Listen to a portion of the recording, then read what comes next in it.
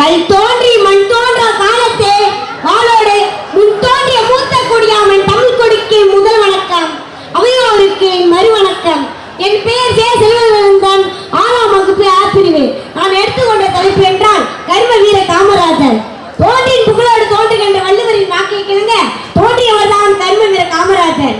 கர்ம வீரர் என்று போற்றப்பட்ட காமராஜர் விருதுப்பட்டு என்ற விருதுநகரில் ஜூலை 15, 1903ஆம் ஆண்டில் பிறந்தார்.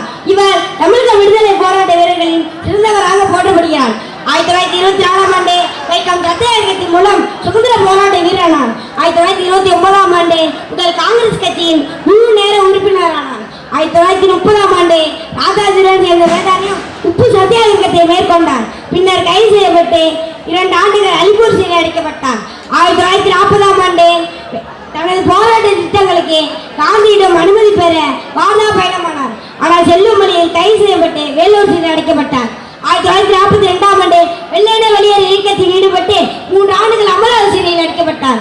1947ஆம் ஆண்டு இந்தியா விடுதலையடையும் போது சத்தியமூர்த்தி வீட்டில் இந்திய தேசிய கொடி ஏற்றினார். படிக்காத மேதை என்று அழைக்கப்பட்ட காமராஜர் தமிழக முதலமைச்சராக 9 ஆண்டுகள் பணியாற்றி மதிய உணவு திட்டம், புதிய பள்ளிகளை திறந்தது, இலவச கல்வி வழங்குதல், வேளாண்மையை மேம்படுத்துதல், கால்வாய்களை வெட்டுதல், அணைகளை கட்டுதல் போன்ற நடவடிக்கைகளை மேற்கொண்டார். தேசிய அரசியலில் கிங் மேக்கர் என்று போற்றப்பட்டார். 1964ஆம் ஆண்டு சாஸ்திரி இந்திய விளம்பரமும் 1966ஆம் ஆண்டில் இந்திரா காந்தி இந்திய விளம்பரமும் உருவாக்கியதில் முக்கிய பங்கு வகித்தார். காமராஜர் திட்டமிடல் திட்டத்தின்படி தனது கட்சி பணிக்காக தனது பதவியை ராஜினாமா செய்தார். அக்டோபர் 2, 1975ஆம் ஆண்டில் காலமானார். இவரை மக்கள் அன்போடு பெருந்தலைவர் என்றும் கர்ம வீரர் என்றும் அழைத்தனர். கர்ம வீர காமராஜரே, தனக்கென்ன வாழா தலைவனே, உணவு பெருமைக்கு நிகரில்லை, உன்னை போன்ற வார்த்தை இல்லை, எனக்கு இல்லை, எவருக்கும் இல்லை என்று பால் உலகில் நான் பெறாத பெற யாரும் பெறுவேன், ஒரு விடாமல் அறிவு பெறுவேன் என்று கூறி விடைபெறுகிறேன். நன்றி, வணக்கம்.